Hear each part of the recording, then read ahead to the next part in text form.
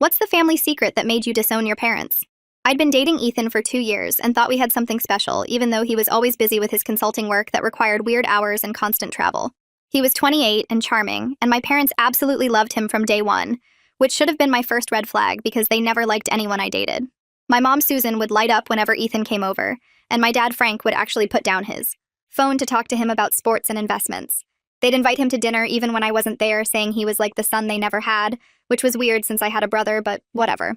Ethan would disappear for days, saying he had client meetings in different cities, but he'd always come back with gifts and apologies, and I was 25 and stupid enough to believe him. The first weird thing I noticed was when Ethan knew my mom had changed her hair before I told him. He said he saw it on her Facebook, but my mom didn't post pictures of herself.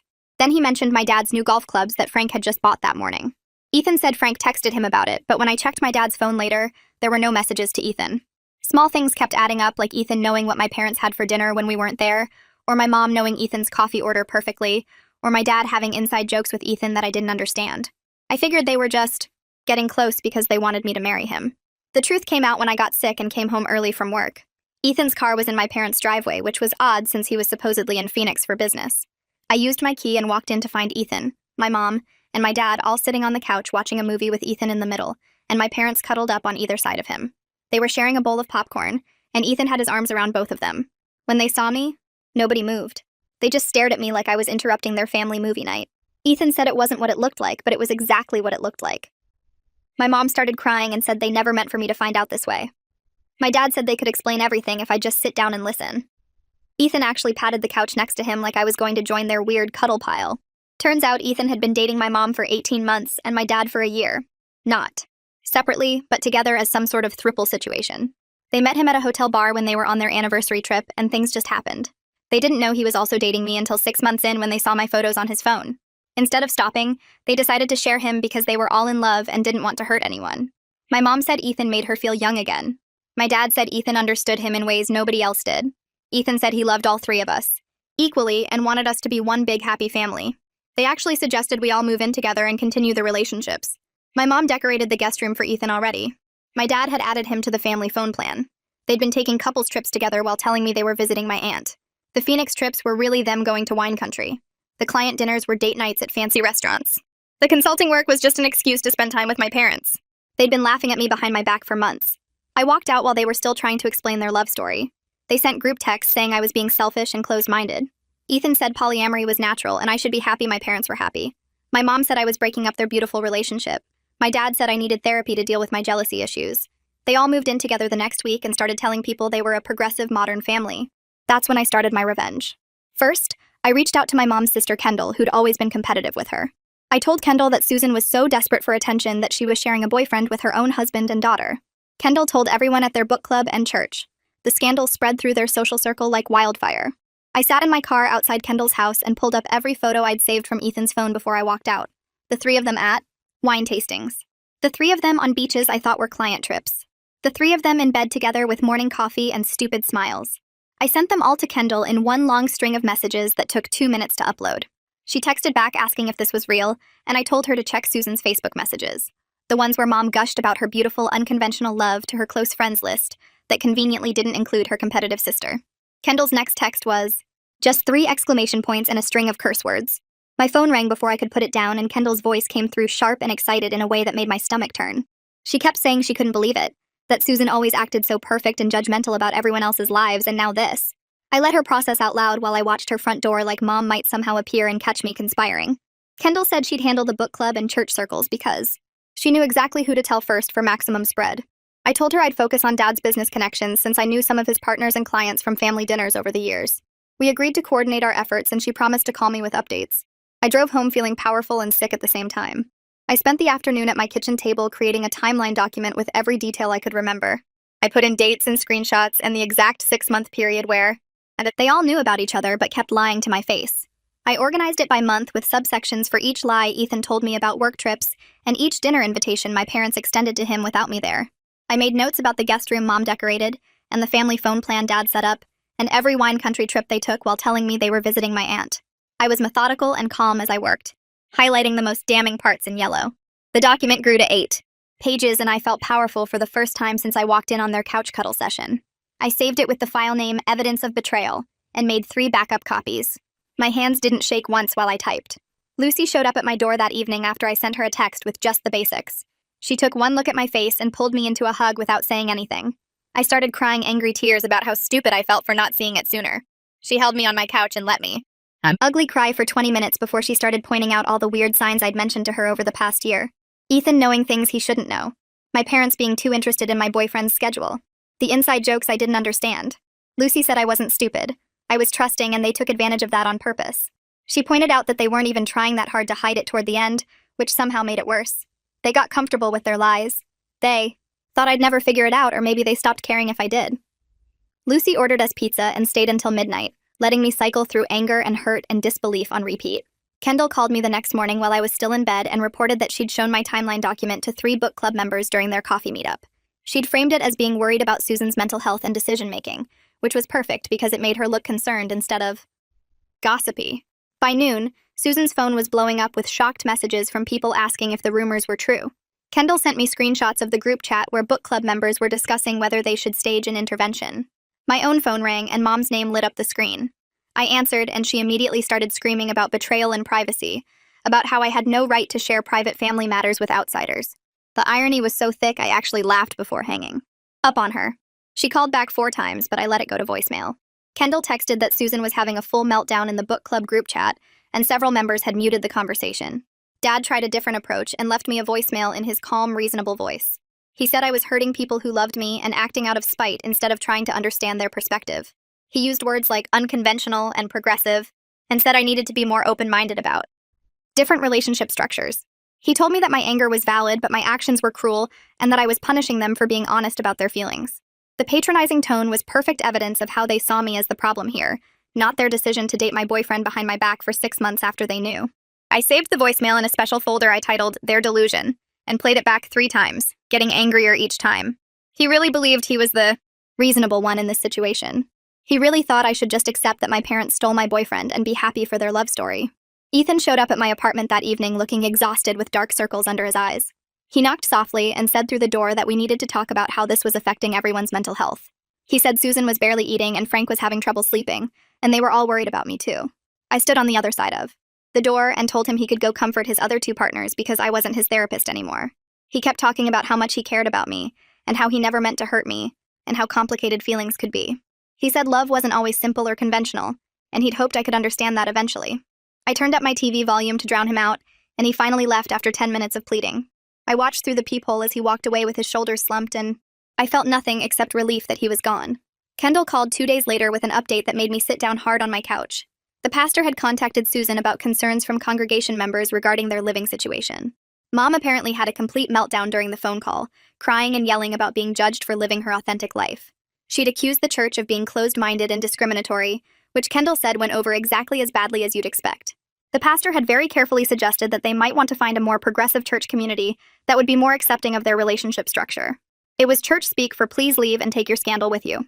Kendall said Susan posted a long rant on Facebook about persecution and small-minded people, which just made more people ask questions and spread the story further. The post had 60 comments before Susan deleted it an hour later. I went to work on Monday and focused on my job for the first time in days. I felt lighter knowing that the social consequences were rolling without my constant attention. I didn't have to do anything except wait for their choices to catch up with them. My boss stopped by my desk to say I seemed more energized lately and complimented my recent project work. It reminded me that I had a life beyond this mess, that I was good at my job and had friends and a future that didn't include them. I stayed late to finish a presentation and felt proud of the work I'd done. On my drive home, I realized I hadn't thought about the throuple for 3 whole hours, which felt like progress. Cole called me Tuesday night and said he'd heard about everything from Kendall's daughter. His voice was careful, like he was worried I might break, but then he said he honestly wasn't surprised because Mom and Dad had always been weird about boundaries. He started sharing stories from our childhood that suddenly made sense in this new context. How?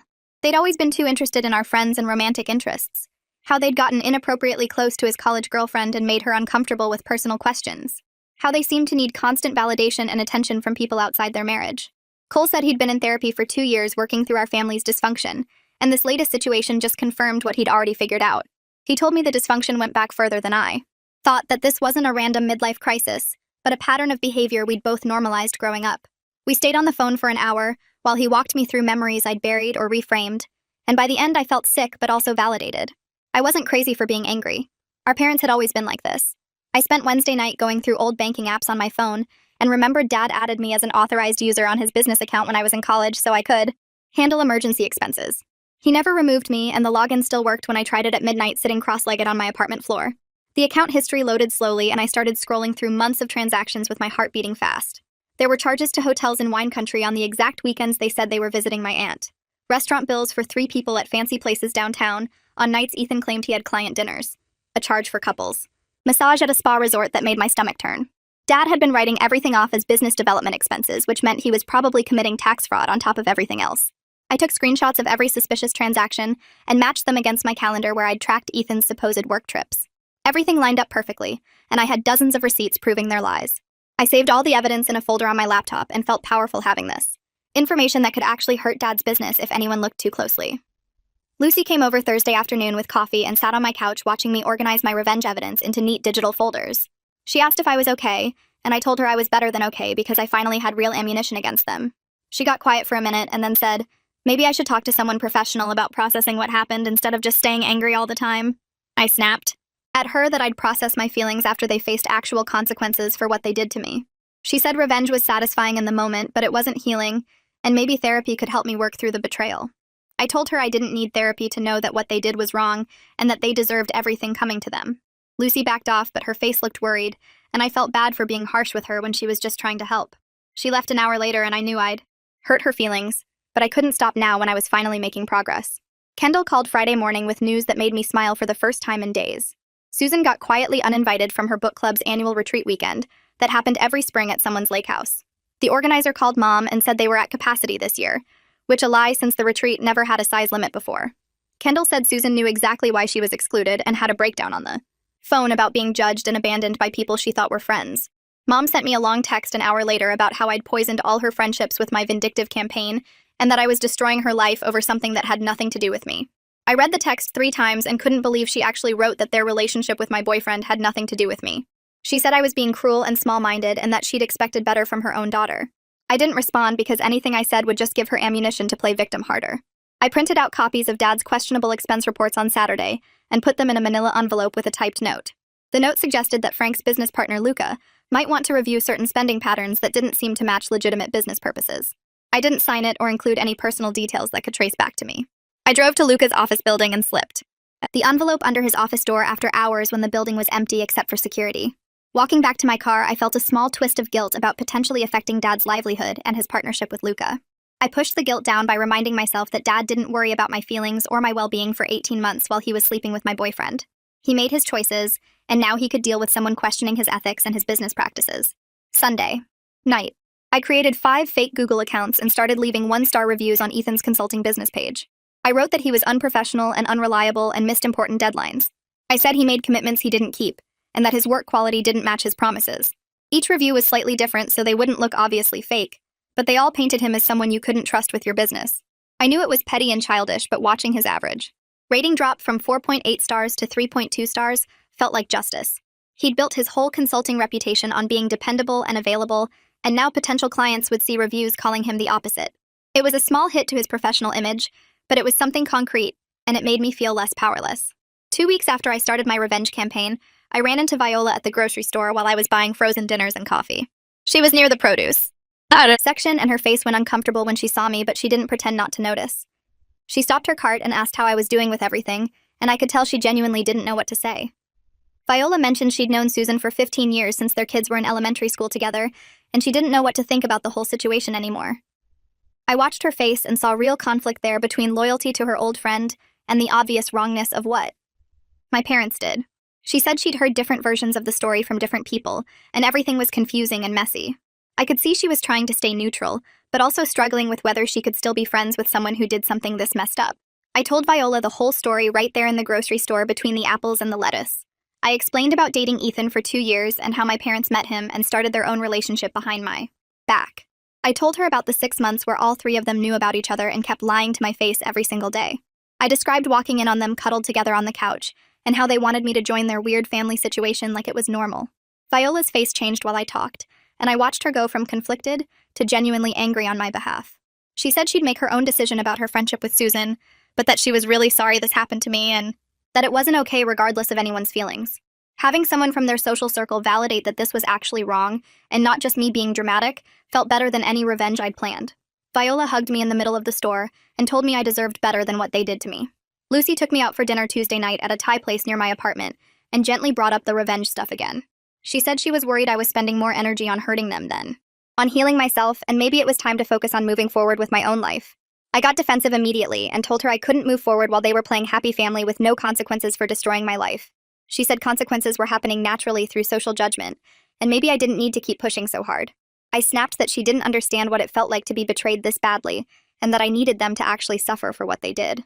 Lucy dropped the subject, but I could tell she was worried about me becoming obsessed with revenge instead of dealing with my actual feelings. She paid for dinner even though I protested and drove me home without bringing it up again. Luca called Dad on Wednesday to discuss the expense reports, and I knew because Dad left me an angry voicemail 2 hours later. His voice was shaking with rage as he accused me of trying to destroy his career and his business partnership over a personal issue. He said I was acting like a child throwing a tantrum, and that I had no idea how much damage I was causing to his professional reputation. Dad claimed everything in those expense reports was legitimate, and that I was twisting innocent business charges into something ugly. He said Luca was now questioning their entire financial arrangement, and that I'd broken his trust in ways that might end their partnership. I saved the voicemail just like I saved the others because his complete lack of accountability was stunning. He didn't mention once that maybe he shouldn't have been using business funds to wine and dine his daughter's boyfriend, or that his choices created this situation. Kendall called Thursday evening with an update from Remy, who'd been talking to people in the neighborhood. The throuple's house had become the subject of suburban gossip, with people driving by slowly and pointing at it like it was some kind of tourist attraction. Neighbors were talking about the situation at every gathering, and making jokes about the progressive modern family down the street. Mom apparently closed all the curtains and hadn't been outside in days except to get the mail really quickly. Remy said he saw Susan getting mail one morning and she looked terrible with messy hair and no makeup, which was unusual for her. Part of me felt satisfied knowing they were facing real social consequences and couldn't just pretend everything was fine. Another part of me felt slightly sick about being the person who caused someone to hide in their house afraid of judgment. I pushed that feeling down and reminded myself they did this to themselves by making the choices they made. I called Lucy that night and asked if she knew any therapists because I wasn't sleeping more than 3 hours and kept waking up with my jaw clenched so hard my teeth hurt. She gave me Maggie Brooks's number and said she'd been seeing her for 2 years and that Maggie was really good at helping people work through family stuff. I told myself I was just calling to manage the stress and maybe get something to help me sleep. Not because Lucy might be right about me needing to process anything. Maggie had an opening the next week, and I took it, even though part of me felt like going to therapy meant admitting I couldn't handle this on my own. The morning of my appointment, I almost canceled 3 times, but Lucy texted me asking how it went, and I didn't want to lie to her, so I went. Maggie's office was in a converted house near downtown with comfortable chairs and plants everywhere that made it feel less clinical than I expected. She was maybe 40 with kind eyes, and she didn't make me do any weird icebreaker exercises, just asked me to tell her why I was there. I started with the basic facts about finding them on the couch and the throuple situation, and she listened without interrupting or looking shocked. Then she asked what I wanted to accomplish with my revenge campaign, and I opened my mouth to say I wanted them to suffer, but the words got stuck. I sat there for a full minute trying to figure out what my actual endgame was, and realized I didn't have one beyond making them hurt like I hurt. Maggie asked if there was any amount of social shame or professional consequences that would undo what happened or give me back those 2 years, and I said no because obviously not. She pointed out that I seemed very focused on punishment, but unclear on what healing would look like for me, and I got defensive and said maybe I'd heal once they actually faced real consequences. The session ended with me feeling more unsettled than when I arrived, because she'd made me think about questions I'd been avoiding. Cole showed up at my apartment 3 days later with Thai food and beer, saying he heard I was going through something and wanted to check on me. I hadn't seen him in months because he lived across the state and we'd both been busy, but apparently Kendall's daughter had filled him in on the whole situation. We sat on my couch eating pad thai, and he asked me to tell him everything from the beginning, so I did. He listened to the whole story and then said he wasn't even surprised because Mom and Dad had always been weird about boundaries and relationships. Cole started sharing memories from our childhood that I'd forgotten or not understood at the time, like how they'd always been overly involved in each other's friendships and how they used to make inappropriate comments about our teenage. He said healthy people don't invite their daughter's boyfriend into their bed, and that maybe Mom and Dad's issues weren't really about me at all. They were about whatever dysfunction had been brewing in their marriage for decades. I asked him why he thought they did it, and he said probably because their relationship was broken long before Ethan showed up, and they found someone who made them feel desired again. Cole pointed out that using me as collateral damage in their midlife. Crisis said everything about their priorities and nothing about my worth. We spent the rest of the evening talking about our childhood, and realizing how many red flags we'd normalized because they were our parents and we didn't know any different. He hugged me before he left and said he was here for me no matter what, which made me cry because at least I still had one family member who wasn't completely insane. I was scrolling through social media the next morning when I found Ethan's Instagram and saw he'd been posting long captions about polyamory and living authentically. He had pictures of books about ethical non-monogamy and quotes about love not being a finite resource. One post talked about how society's narrow definitions of relationships hurt everyone and how he was proud to live outside conventional norms. I started screenshotting everything because his attempt to make their relationship look progressive and enlightened instead of predatory and gross was darkly funny. He never mentioned that one of his partners was the mother of another partner, or that they'd all lied to me for months. His posts made it sound like they were brave pioneers of modern love, instead of three people who'd betrayed someone they claimed to care about. The comments were a mix of supportive polyamory advocates who didn't know the full story, and people asking pointed questions about the ethics of his situation. I saved everything to a folder on my phone because I knew it would be useful. Eventually. Kendall called me that afternoon with news from a family dinner that had apparently gone very badly. Susan's sister-in-law had started asking questions about the living arrangement and how it was working out, and Dad had gotten defensive and snapped at her to mind her own business. The sister-in-law said she was just trying to understand the situation, and Dad said there was nothing to understand. They were happy, and that should be enough. He'd left the dinner early with Mom trailing, after him and Ethan staying behind to try to smooth things over. Kendall said the extended family was splitting into camps, with some people saying it was none of their business what consenting adults did, and others saying the whole thing was disturbing and wrong. Cousins were fighting on Facebook and aunts were taking sides, and the whole family structure was cracking under the weight of the scandal. The Kendall sounded gleeful about the chaos, and I felt satisfied knowing the consequences were spreading beyond just their immediate social circle. The letter arrived on a Wednesday in a thick envelope from a law firm downtown. Inside was 3 pages of legal language demanding I cease and desist my harassment campaign against their clients Susan, Frank, and Ethan. The letter accused me of defamation, intentional infliction of emotional distress, and interference with business relationships. It threatened legal action if I didn't stop immediately, and included a list of specific things I'd done, like contacting their friends, sharing private information, and posting negative reviews. I actually laughed out loud reading it because everything I'd shared was true and documented. Then I felt my stomach drop because lawyers meant they were taking this seriously and had money to spend fighting me. I called Lucy in a panic and she said to calm down and find a lawyer to review the letter before I did anything. She gave me the name of someone her cousin used for a business dispute, and I called him that afternoon. The lawyer's name was James Chen, and he agreed to review the letter for a flat fee. I emailed him everything, including the cease and desist, my timeline of evidence, and screenshots of all my communications. He called me back the next day and said I hadn't done anything illegal since I was sharing truthful information about a situation that actually happened. Defamation requires lies, and I'd told the truth. However, he strongly advised me to stop the fake business. Reviews for Ethan's consulting business because those were fabricated and could actually get me in trouble. I felt like I was backing down, but I also didn't want real legal problems. So I spent an hour that night deleting all the fake reviews I'd posted. It felt awful removing them, like I was letting Ethan win. But James said the rest of my actions were protected, and they couldn't actually sue me successfully for telling people what happened. My second appointment with Maggie came up, and I walked in feeling defensive before she even said anything. She asked how the past week had been, and I told her about the lawyer letter and taking down the reviews. Then she asked what I was getting from the revenge besides temporary satisfaction, and I admitted it made me feel less powerless. She nodded and said that made sense, but then asked if I'd noticed that I was giving them power over my emotional state by staying so focused on punishing them. I said they deserved to be punished, and she agreed they'd done something terrible, but pointed out that my well-being was now completely dependent on their suffering. Every day I woke up thinking about what I could do to hurt them, instead of what I could do to heal myself. I hated that she was right because it meant I was letting them control my life even after I'd cut them off. Lucy convinced me to go on a date with a guy from work named Andrew, who'd been asking about me for months. She said I needed to remember there were other people in the world besides the throuple, and that staying home obsessing over revenge wasn't healthy. The date was fine, Andrew was nice and funny, and we went to an Italian place downtown. But I spent half the dinner mentally composing my next move against my parents, and barely listened when Andrew talked about his hiking trip. He asked me something about my family, and I gave a vague answer about being estranged, then changed the subject.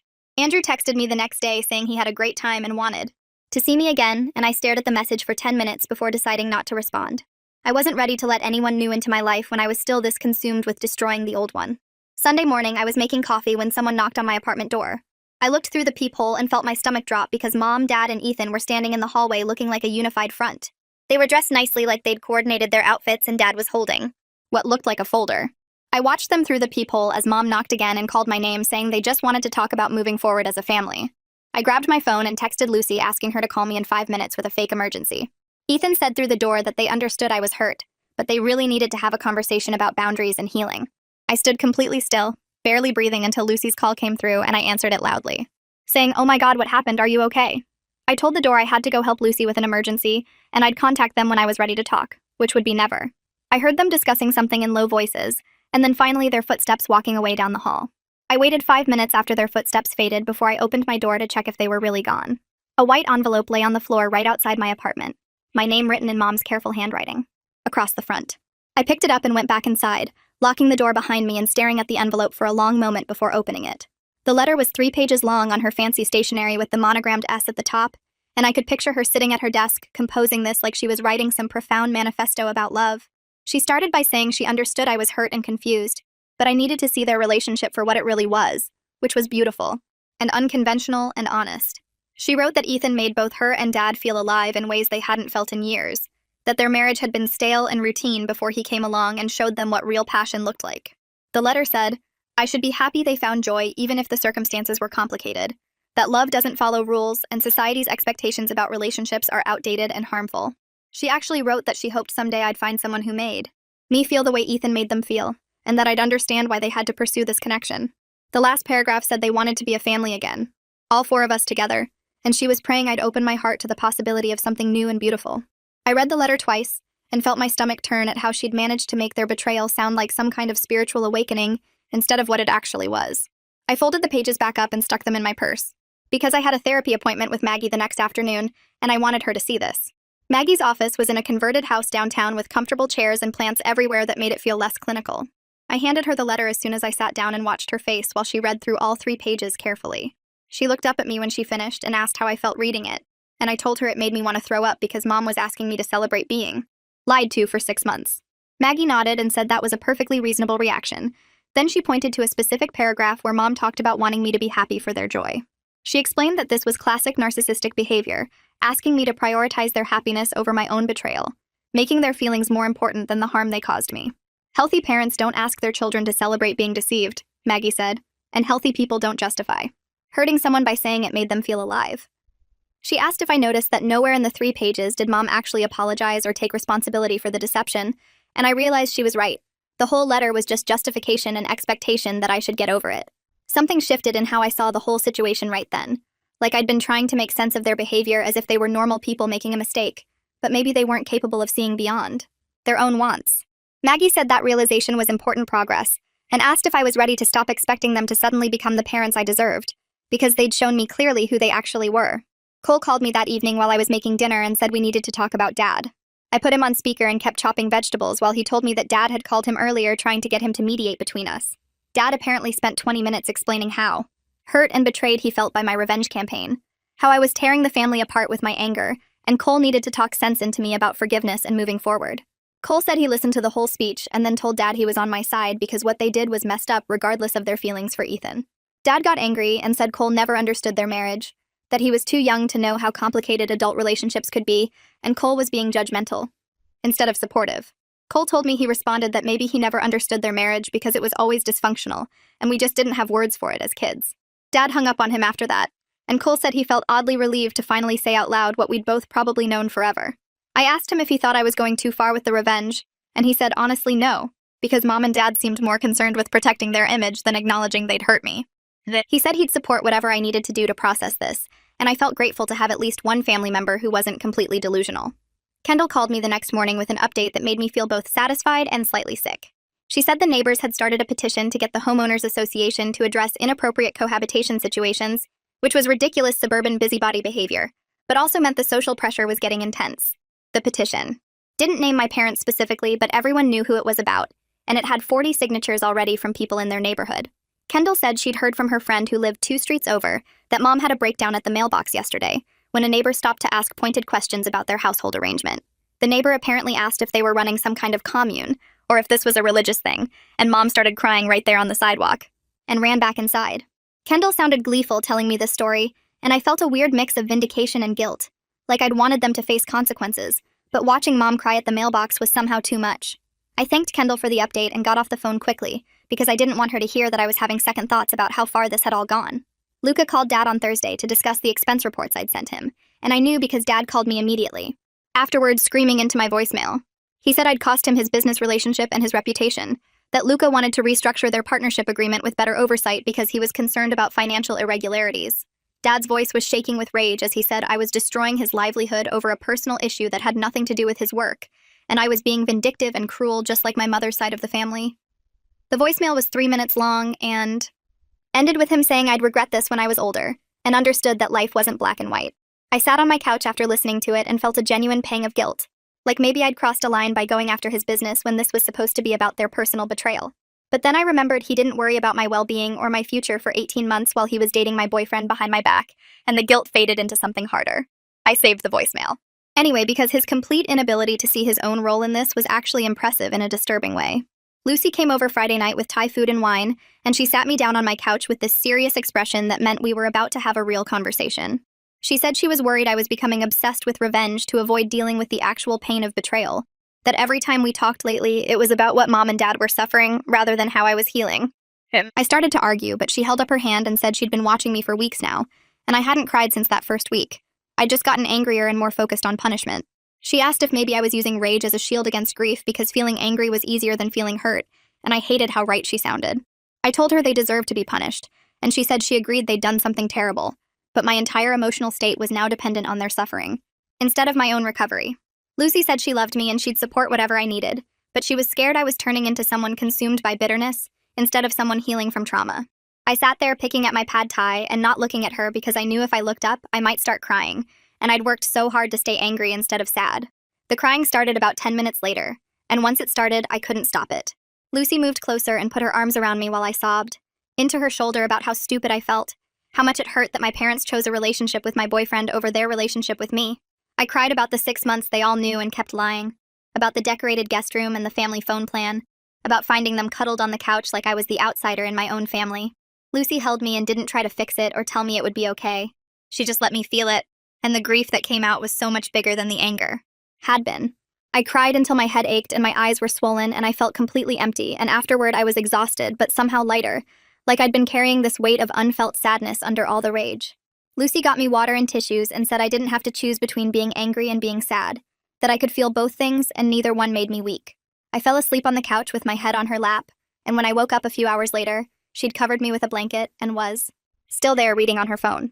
My next session with Maggie happened on Monday, and I told her about crying with Lucy and how it felt like something had broken open inside me. Maggie said that was actually good progress, that I'd been so focused on action and revenge that I hadn't given myself space to grieve what I'd lost. She helped me understand that my parents probably had serious problems in their marriage long before Ethan showed up, that people in healthy relationships don't invite a third person in to fix their dysfunction. Their choice to involve him in this weird throuple situation was about their own broken dynamic, not about me being inadequate or missing signs I should have caught. Maggie said I'd spent weeks blaming myself for not seeing it sooner, but the truth was they'd actively worked to deceive me, and that wasn't my failure, it was theirs. She asked what it would mean to stop taking responsibility for their choices, and I realized I'd been carrying guilt about not being enough, like if I'd been a better daughter or girlfriend, this wouldn't have happened. Maggie pointed out that my worth wasn't determined by whether my parents could behave ethically, and their betrayal said everything about them and nothing about my value. It didn't make the betrayal hurt less, but it helped me stop blaming myself for missing signs that they'd deliberately hidden. Viola called me Wednesday afternoon and asked if we could meet for coffee, and I agreed because I was curious what Mom's best friend wanted to say. We met at a place downtown, and she looked uncomfortable the whole time we were ordering, fidgeting with her purse and not quite meeting my eyes. Once we sat down, she told me she'd decided to step back from her friendship with Susan because she couldn't support what happened, that she'd been thinking about it for weeks and it didn't sit right with her anymore. Viola said watching Susan play victim while refusing to acknowledge the harm she caused reminded her of her own toxic family patterns, and she'd worked too hard in therapy to start enabling that behavior in her friendships. She told me she was sorry for what I'd gone through, and she wanted me to know that not everyone in Mom's circle thought this was acceptable or progressive. I asked if she'd told Mom she was stepping back, and Viola said she had, that Mom cried and accused her of being judgmental and closed-minded just like everyone else. Viola said that reaction just confirmed she was making the right choice because real friends should be able to acknowledge when they've hurt people, and Susan seemed incapable of that level of self-reflection. Kendall called Thursday morning with news that made me laugh despite everything. She said the church had officially asked the throuple to find another congregation, and Mom had responded by sending a dramatic email to the entire church directory about persecution and closed-mindedness. The email was apparently several paragraphs long about how Jesus preached love and acceptance, and the church was failing to live up to those values by rejecting people who loved differently. Kendall forwarded me the email thread, and I watched it devolve into chaos over the next few hours as people replied, all with their opinions. Several people wrote back telling Mom that dating your daughter's boyfriend wasn't a sexual orientation, it was a betrayal, and trying to frame it as persecution was insulting to people who actually faced discrimination. Someone else wrote that unconventional relationships were fine, but lying and manipulation weren't, and Mom needed to take responsibility for her choices instead of playing victim. The thread turned into a spectacular email war with people arguing about polyamory versus betrayal, about whether the church should be more accepting or whether there were limits to acceptance, and Mom sending increasingly unhinged responses about how no one understood real love. I read through the whole thing feeling a mix of satisfaction and exhaustion, like I'd wanted them to face consequences, but watching it all play out in writing was somehow more intense than I'd expected. I started noticing patterns in my days that felt different from the weeks right after everything fell apart. I'd wake up and check my phone without immediately looking for new ways to hurt them. I'd go to work and actually focus on my projects instead of planning my next move against the throuple. I'd meet Lucy for dinner and we'd talk about her job or a movie she saw instead of spending 2 hours dissecting Mom and Dad's latest drama. The anger was still there, sitting heavy in my chest, but it wasn't the first thing I thought about anymore. I wasn't sure if that meant I was healing or just getting tired of carrying the rage around everywhere. Tuesday afternoon, I sat at my desk finishing a report and realized I hadn't thought about them all morning. That felt strange and almost wrong, like I was supposed to stay furious forever, or I'd be letting them off the hook. But the truth was, I was exhausted from spending every spare moment either planning revenge or dealing with the fallout from my plans. I wanted to think about normal things like what to make for dinner, or whether I should finally get a gym membership. Cole texted me Wednesday asking if I wanted to come over for dinner on Friday and meet his girlfriend. I said yes because I was curious, and also because it would be nice to be around people who weren't part of the throuple disaster. Friday evening, I drove to his apartment across town, and he answered the door with a huge smile and pulled me into a hug. His girlfriend was named Sarah, and she had kind eyes and an easy laugh, and she'd made this amazing pasta dish that we ate at Cole's tiny kitchen table. It felt weirdly normal and nice to sit there talking about their weekend plans, and Sarah's job at the library, and Cole's upcoming work trip. Sarah asked carefully about my family situation after Cole must have told her the basics, and I gave her the full story while Cole refilled our wine glasses. She looked genuinely horrified when I got to the part about them suggesting I join the relationship, and she said she couldn't imagine how betrayed I must feel. That validation from someone outside the situation felt important somehow, like confirmation that I wasn't being dramatic or unforgiving.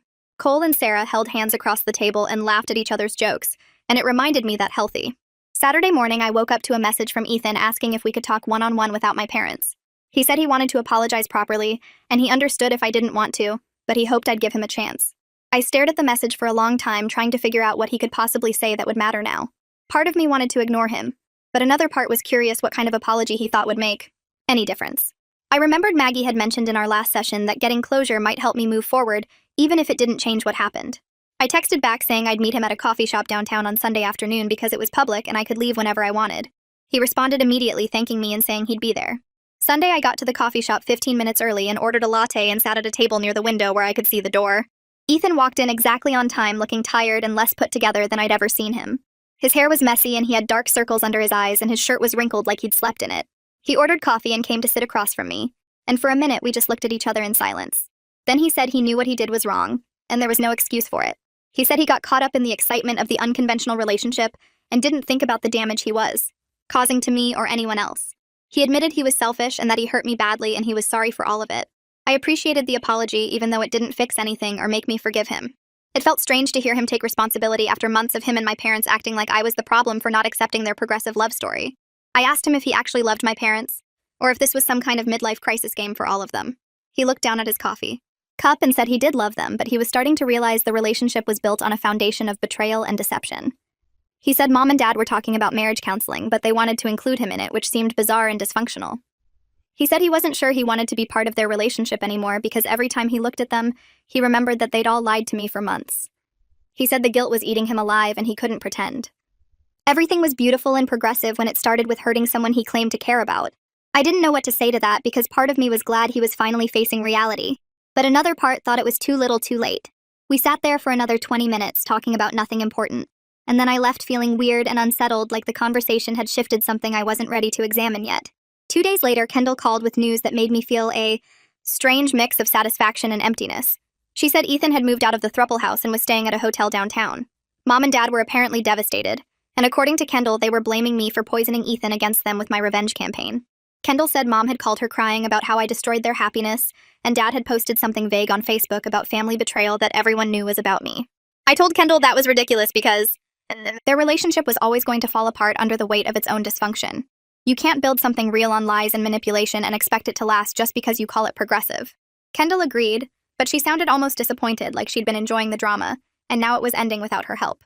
I met Lucy for coffee Thursday morning and told her about Ethan leaving. She was quiet for a minute, and then she pointed out that Ethan leaving might actually be worse for my parents than anything I did deliberately. She said now they had to face that their beautiful, unconventional love couldn't survive reality, and that was a harder truth than any social shame I could engineer. I realized she was right, and that the natural consequences of their choices were more devastating than my revenge ever was. All my planning and spreading information and getting people to shun them was nothing compared to the relationship imploding from the inside because it was fundamentally broken. That should have felt like victory, but instead it just felt hollow, like I'd spent all this energy on something that was going to happen anyway. Friday afternoon, my phone started buzzing with texts from Mom, and I made the mistake of reading them. The first one said I must be so happy now that I destroyed their relationship. The second one said I wouldn't be satisfied until everyone was as miserable as I was. The third one was longer and more unhinged, talking about how I was a selfish person who couldn't stand to see other people happy, and how I'd always been jealous of their close relationship with Ethan. There were 5 more messages after that, getting progressively more intense and blaming me for everything wrong in their lives. I screenshot all of them and sent them to Cole without commenting. He called me immediately and said Mom was clearly spiraling and maybe needed professional help, but that wasn't my responsibility to manage.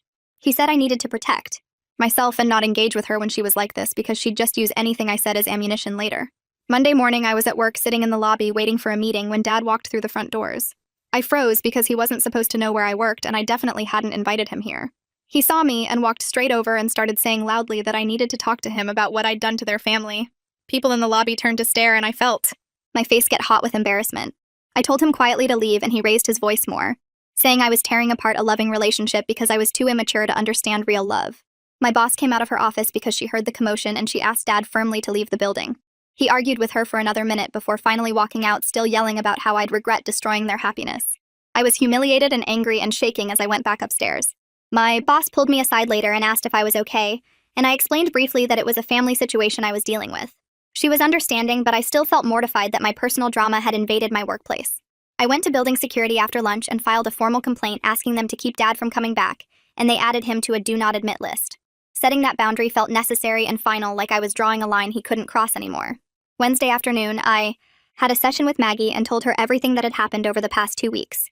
She listened carefully, and then she said I'd done everything I could do, and now I needed to focus on my own healing rather than their consequences. She pointed out that I'd successfully made them face social and professional problems, but continuing to engage with their drama was just keeping me tied to their dysfunction instead of building my own life. She asked what I wanted my life to look like 6 months from now, and I realized I hadn't thought about my own future in weeks because I'd been so focused on their present. Maggie said that was exactly the problem, because my happiness shouldn't depend on their misery, and my healing shouldn't wait for them to suffer enough. She suggested I think about what closure would actually look like for me, and whether any amount of revenge would ever feel like enough. I left her office feeling exhausted, but also lighter somehow, like she'd given me permission to stop carrying this weight around. I spent the rest of Thursday going through my phone and blocking Mom, Dad, and Ethan on every single platform I could think of. Instagram, Facebook, their email addresses, their phone numbers. Everything got blocked and deleted. It felt good to watch their names disappear from my contacts, like I was erasing them from my life, one digital connection at a time. Friday morning, I called Kendall and told her I was done with the revenge campaign, and I appreciated her help, but I needed to move on with my life now. She sounded disappointed when she said she understood, and I could tell she'd been enjoying the drama and gossip more than she wanted to admit. She promised not to send me updates anymore unless something really major happened, and I thanked her and hung up feeling lighter already.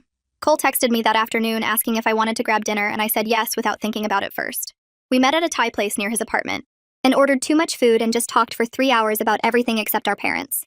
He told me about his job and his girlfriend and his plans to maybe buy a house next year. I told him about my work projects and my therapy sessions with Maggie, and how I was trying to figure out who I was outside of being the person whose parents betrayed her. Before we left, he suggested we make it a regular thing. Dinner every week, just the 2 of us, and I agreed immediately because I realized I'd missed having my brother in my life. The next Wednesday, we had dinner again, and this time Cole started sharing stories about growing up in our house that I'd either forgotten or never really understood. He talked about how Mom always needed to be the center of attention, and how Dad would check out emotionally whenever things got hard. He said he'd learned to just stay quiet and not make waves because any conflict would turn into a huge dramatic production. I recognized myself in what he was saying because I'd done the same thing, always trying to keep the peace and make everyone happy even when it meant ignoring my own feelings. We both realized we'd developed really unhealthy coping mechanisms from living in that environment, and maybe this whole nightmare was actually a chance to break those patterns and build something better. I went into work Monday morning and actually focused on my job for the first time in weeks. My boss called me into her office after lunch and told me the client presentation I'd done last week was excellent, and the client specifically requested me for their next project. She said if I kept up this quality of work, there might be a promotion opportunity next quarter, and I felt this rush of pride that had nothing to do with my family drama. It felt amazing to be recognized for something positive, to be seen as a competent professional instead of just the person whose parents are in a throuple scandal. I realized I was starting to build an identity that was completely separate from the mess they'd created, and that felt like real progress. Thursday evening, Lucy called and asked if I wanted to come to her book club meeting, and I almost said no because the idea of meeting new people felt exhausting. But then I thought about what Maggie said about building my own life, and I told Lucy yes and wrote down the address. The meeting was at someone's house in a neighborhood I didn't know, and I felt nervous walking up to the door. Lucy introduced me to 6 women who were all around our age, and they welcomed me without asking any personal questions or treating me like I was fragile. We talked about the book for a while, and then the conversation shifted to movies and weekend plans and someone's terrible date last week. I laughed more that evening than I had in months, and nobody knew anything about my family situation, and it was so refreshing to just be myself without all the baggage. One of the women asked for my number so she could add me to their group chat, and I gave it to her feeling genuinely happy about making new friends. 3 months after I'd walked in on the couch cuddle scene, I was at a coffee shop near my apartment working on my laptop when Viola walked in. She saw me and hesitated for a second before coming over to say hello. We made awkward small talk for a minute, and then she asked if she could sit down, and I said sure, even though I wasn't sure I wanted to hear whatever she was going to say. Viola told me she'd run into Susan at the grocery store last week, and Mom had tried to chat like everything was normal. She said Susan seemed desperate to reconnect with her old friends, but most people were keeping their distance and making excuses about being busy. Viola said she felt bad for her former friend because Susan looked lonely and sad, but she also recognized that Susan had made choices that hurt people, and now had to live with the consequences. I thanked Viola for telling me, and she squeezed my hand before leaving, and I sat there feeling complicated emotions I couldn't quite name. Cole called me the next Tuesday while I was making dinner and said he had news about our parents. Apparently, Mom and Dad were in actual marriage counseling now, just the 2 of them without Ethan trying to figure out what was left of their relationship after the throuple fell apart. He said Dad had mentioned it briefly when Cole called to ask about some old family photos he wanted. I felt this weird mix of satisfaction that they were finally facing reality and sadness that my family would never be what it was, even though what it was apparently wasn't actually healthy or real. Cole asked how I felt about it, and I told him honestly that I didn't know, that every emotion felt tangled up with every other emotion and I couldn't separate them anymore. He said that made sense, and we talked for a while longer about nothing important before hanging up. My next session with Maggie, I told her about the marriage counseling news, and she helped me understand that I was grieving not just the betrayal, but the loss of the family I thought I had.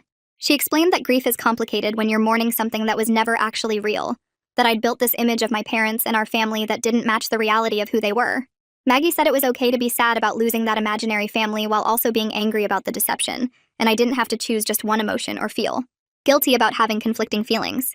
She said healing wasn't about picking the right emotion, it was about letting myself feel all of them without judgment. I left her office feeling raw but also understood in a way I hadn't felt before. 2 weeks later, I went on a date with a guy I'd met at a work conference, and I actually enjoyed myself for the first time in forever. We talked about our jobs and our favorite restaurants and places we wanted to travel, and I realized halfway through dinner that I wasn't mentally rehearsing revenge scenarios or thinking about my parents at all. He was funny and kind and asked good questions and seemed genuinely interested in my answers. When he asked me out again at the end of the night, I said yes without hesitating, and it felt like maybe I was ready to let someone new into my life without constantly waiting for them to betray me. Kendall called me the following Monday and told me the throuple house was up for sale and Mom and Dad were downsizing to a condo across town. She said the listing went up over the weekend and she'd driven by to see the for sale sign herself. I felt satisfied hearing it because it meant their progressive modern family fantasy had completely collapsed, but I also felt empty because their suffering didn't actually heal my hurt. It just meant we were all damaged now in different ways. I thanked Kendall for letting me know and told her again that I didn't need regular updates, and she said okay, but I could tell she was disappointed not to have more drama to share. Cole came over for dinner at my place that Wednesday and brought ingredients to make his famous pasta dish that we'd both loved as kids.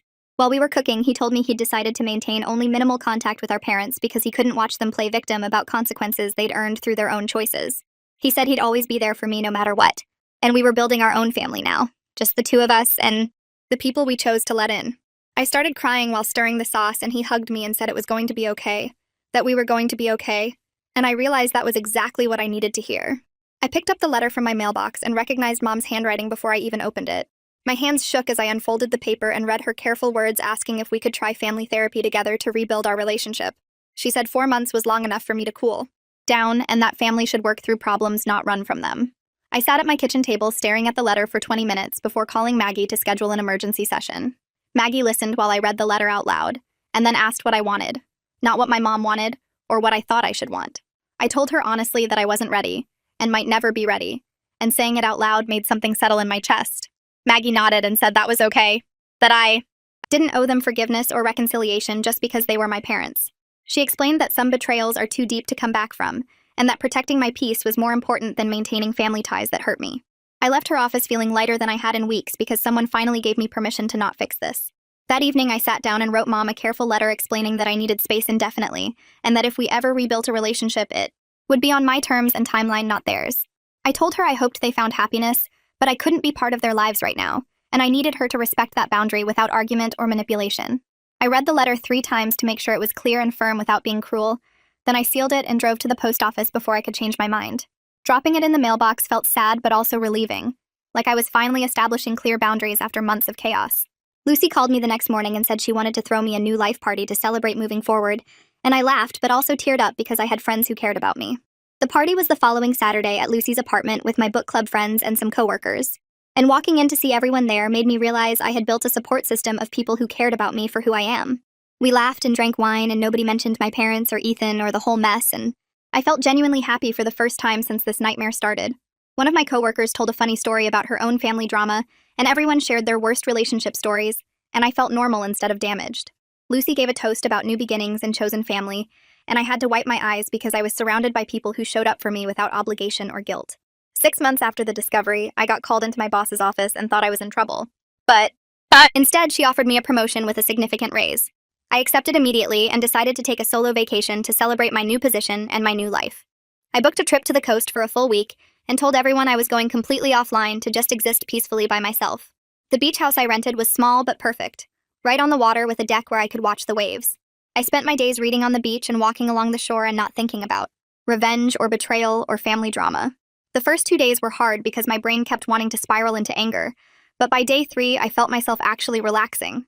I ate fresh seafood and watched sunsets and talked to exactly 0 people, except the woman at the coffee shop who made my morning latte. On day 5, Cole called and I almost didn't answer, but something made me pick up. He said Ethan had reached out to him to apologize and take full responsibility for his part in the mess and that he was in therapy dealing with his own issues around boundaries and ethics. I listened to Cole explain that Ethan seemed genuinely remorseful and was trying to make amends, and I realized I appreciated hearing it, but I didn't need Ethan's apology to move forward anymore. That realization felt like real freedom, like I had finally let go of waiting for them to fix what they broke. Cole asked how I was doing, and I told him about the promotion and the beach and how peaceful I felt, and he said he was proud of me for building a life I loved. We talked for an hour about nothing important and everything important, and when we hung up, I sat on the deck watching the ocean and felt completely at peace. I came home from vacation feeling lighter and more myself than I had in years, unpacking my bag and looking around my apartment that I had made my own. I realized the best revenge was building a life I actually loved without them in it, creating something good instead of just destroying what they had. They were still dealing with the wreckage of their choices while I was moving forward with clear boundaries and genuine friendships and a future that belonged only to me. That was a better outcome than any punishment I could have engineered, because I won by choosing happiness over bitterness.